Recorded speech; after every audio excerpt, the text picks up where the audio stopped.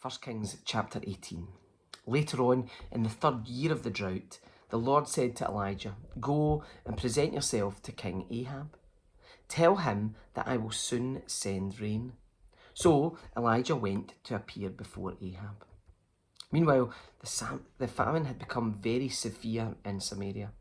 So Ahab summoned Obadiah, who was in charge of the palace. Obadiah was a devoted follower of the Lord. And once, when Jezebel had tried to kill all the Lord's prophets, Obadiah had hidden 100 of them in 2 caves. He put 50 prophets in each cave and supplied them with food and water.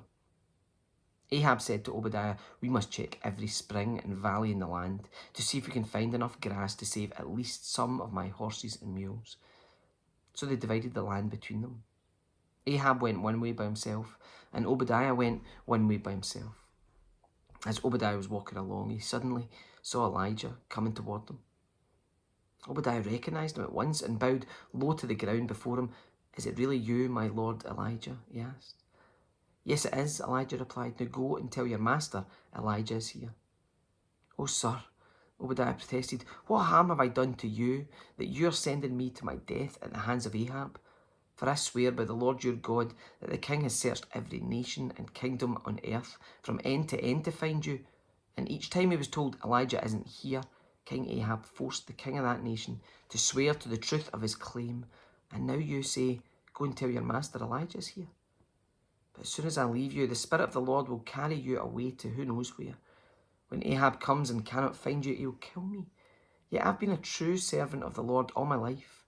Has no one told you, my Lord, about the time when Jezebel was trying to kill the Lord's prophets? I hid 100 of them in 2 caves and supplied them with food and water, and now you say, 'Go and tell your master Elijah's here.' Sir, if I do that, Ahab will certainly kill me."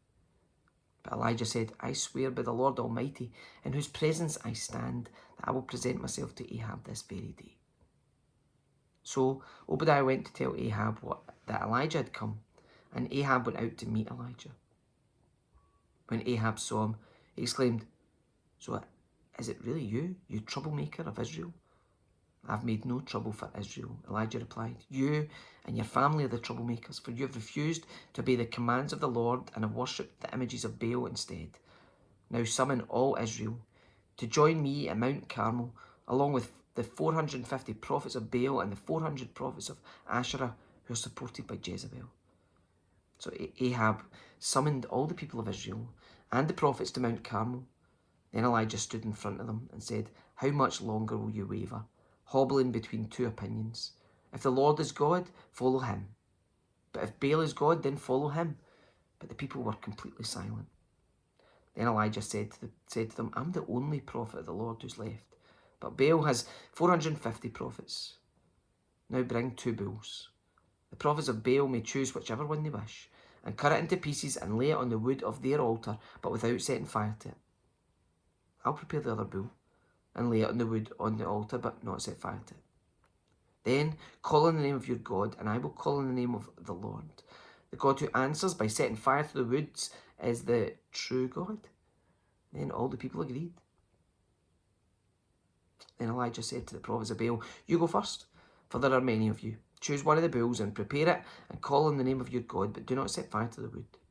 So they prepared one of the bulls and placed it on the altar. Then they called on the name of Baal from morning until noontime, shouting, "O Baal, answer us." But there was no reply of any kind. Then they danced, hobbling around the altar they'd made. About noontime, Elijah began mocking them. "You have to shout louder," he scoffed, "for surely he is a god.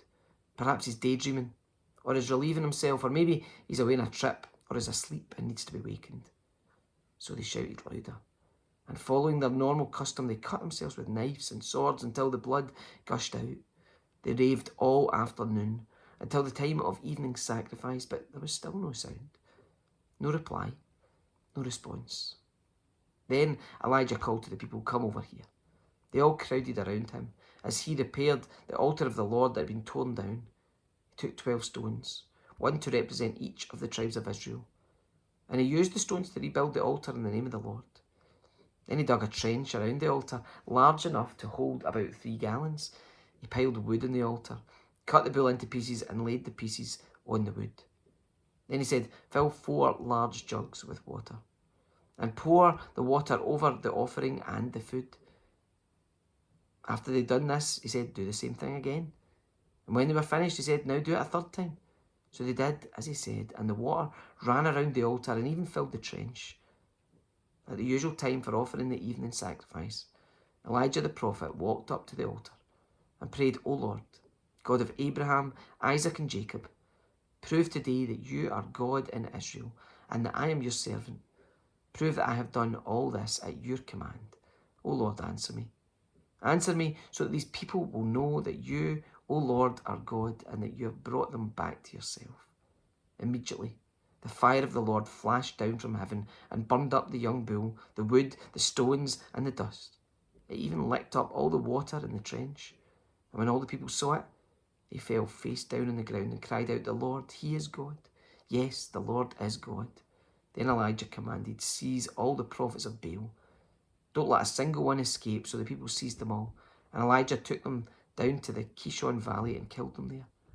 Then Elijah said to Ahab, go get something to eat and drink, for I hear a mighty rainstorm coming. So Ahab went to eat and drink, but Elijah climbed to the top of Mount Carmel and bowed low to the ground and prayed with his face between his knees. Then he said to the servant, go and look out toward the sea. The servant went and looked and then returned to Elijah and said, I didn't see anything. 7 times Elijah told him to go and look. Finally, the 7th time, his servant told him, I see a little cloud, about the size of a man's hand, rising from the sea. Then Elijah shouted, hurry to Ahab and tell him, climb into your chariot and go back home. If you don't hurry, the rain will stop you. As soon as the sky was black with clouds, a heavy wind brought a terrific rainstorm, and Ahab left quickly for Jezreel. Then the Lord gave special strength to Elijah. He tucked his cloak into his belt and ran ahead of Ahab's chariot all the way to the entrance of Jezreel.